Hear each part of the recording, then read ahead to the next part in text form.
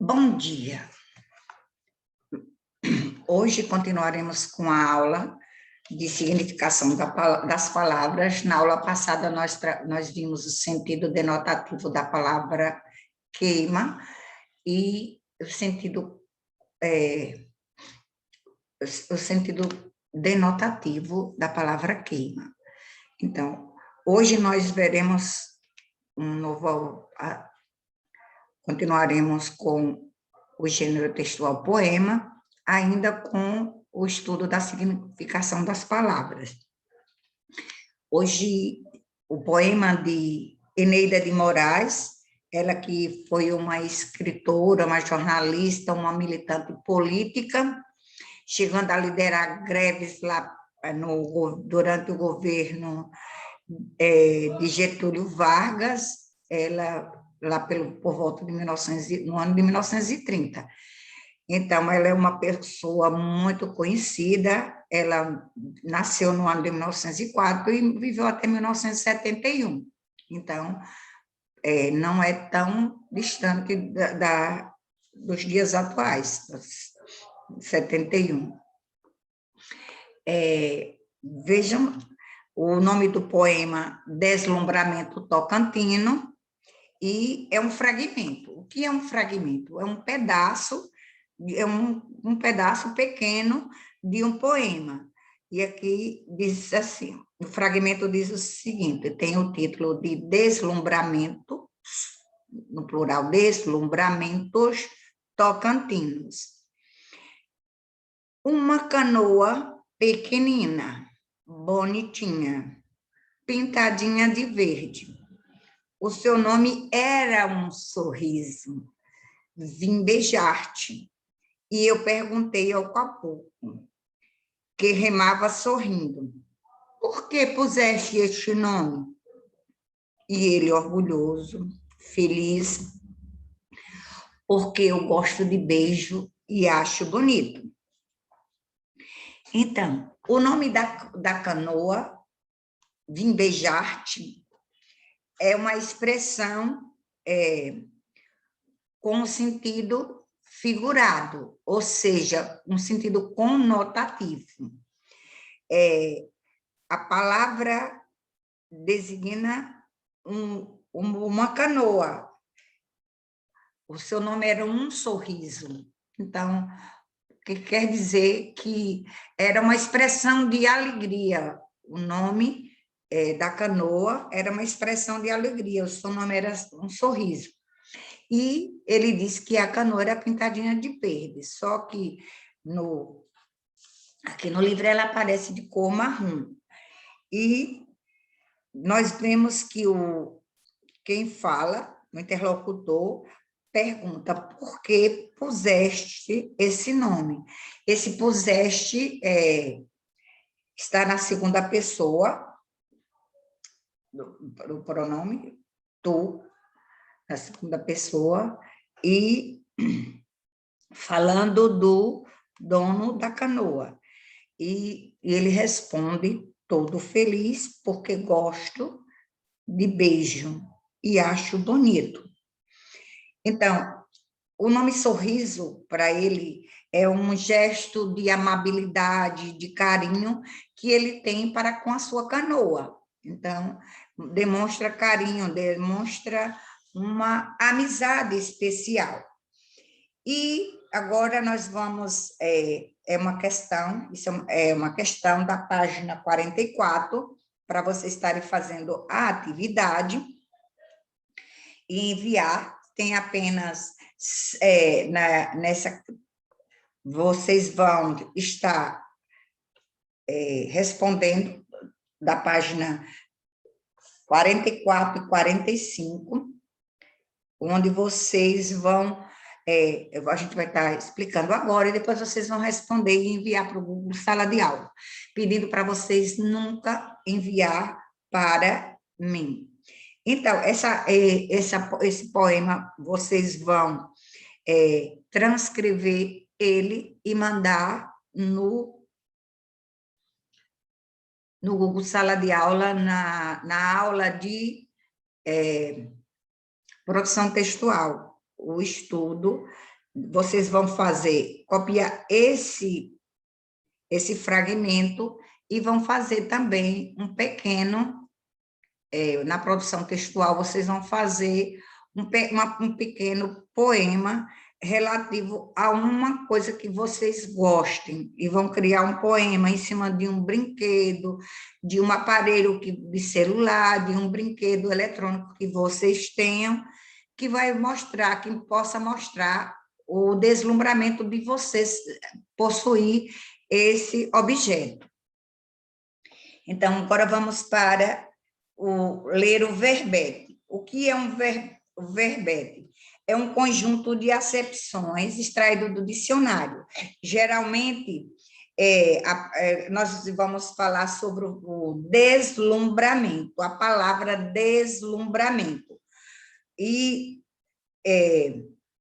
geralmente, está escrito no dicionário se ela é um substantivo masculino, se é um substantivo feminino. Como nós estamos falando de deslumbramento, nós vemos aqui que é um substantivo masculino. E o que é? O ato ou o efeito de deslumbrar-se. Esse é o sentido denotativo do que ele é. O deslumbramento é isso. Agora vamos ver.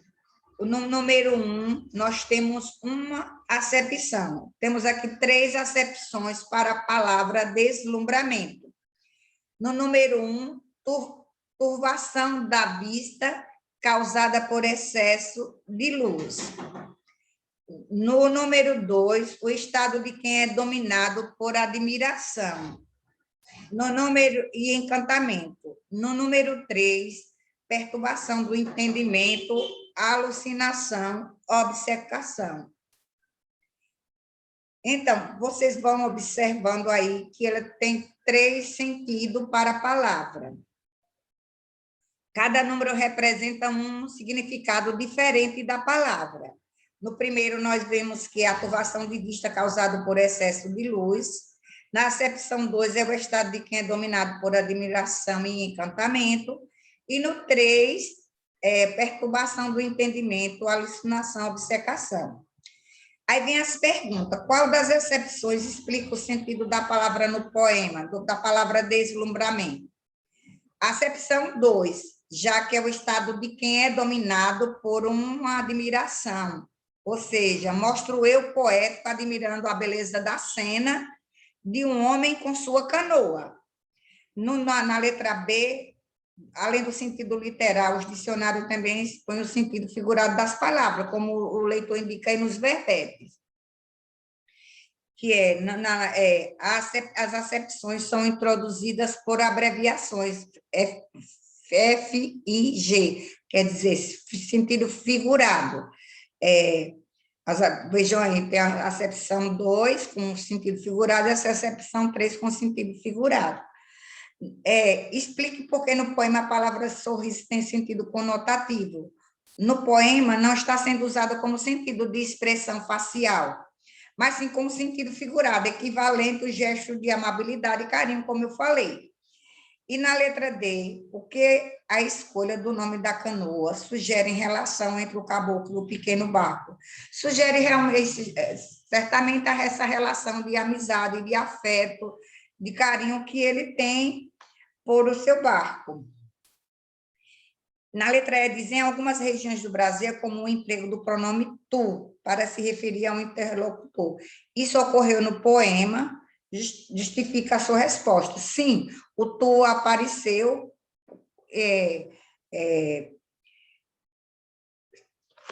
no lugar de puseste, porque tu puseste. Esse puseste tem a função de tu, com a segunda pessoa do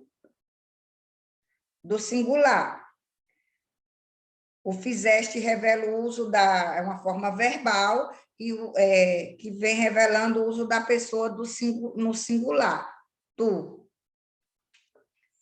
E, passando para o número 4, nós vamos ler um texto introdutório do médico muito conhecido e médico e escritor, doutor Drauzio Varela, para uma entrevista produzida para seu site a respeito de gripes e resfriados. que vem falando, o título é Gripes e Resfriados. Na cultura brasileira, qualquer espirro é sinônimo de gripe. A pessoa abre a geladeira, espirra porque entrou em contato com ar frio e imediatamente se considera gripado. Essa banalização do que é a gripe tem um inconveniente sério, pois não se trata de uma doença com a benignidade que a maioria imagina.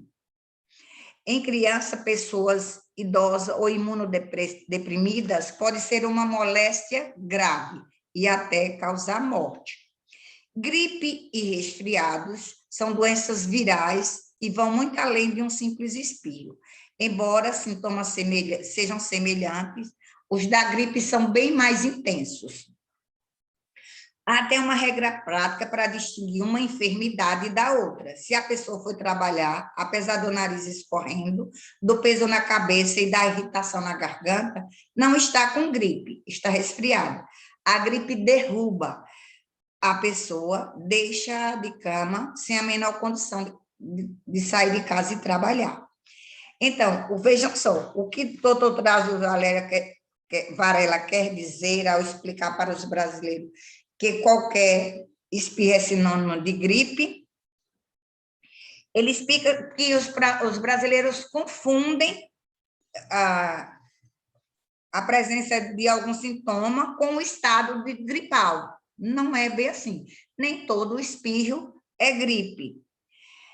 Do ponto de vista da língua portuguesa, as palavras espirro e gripe não poderiam ser consideradas sinônimas? Por quê? Sinônimos são palavras com sentido equivalente, o que não acontece entre espirro e gripe, porque a gripe é uma doença e o espirro é um sintoma de uma doença, ou seja, um sintoma de gripe, mas não é uma gripe, é um sintoma. Que substantivos foram usados ao longo do texto para retomar a palavra gripe? Moléstia, doença e enfermidade. Essas, em relação à palavra gripe, as palavras anotadas no item C são hiperônimos, quer dizer, são hiperônimos ou hipônimos? São hiperônimos, quer dizer que uma gripe pode ser considerada uma moléstia, uma doença e uma enfermidade. Então, essas três palavras são hiperônimo de gripe: moléstia, doença e enfermidade. No segundo parágrafo, quais palavras podem ser consideradas sinônimas? Doença e moléstia. Essas duas são sinônimas porque são doenças.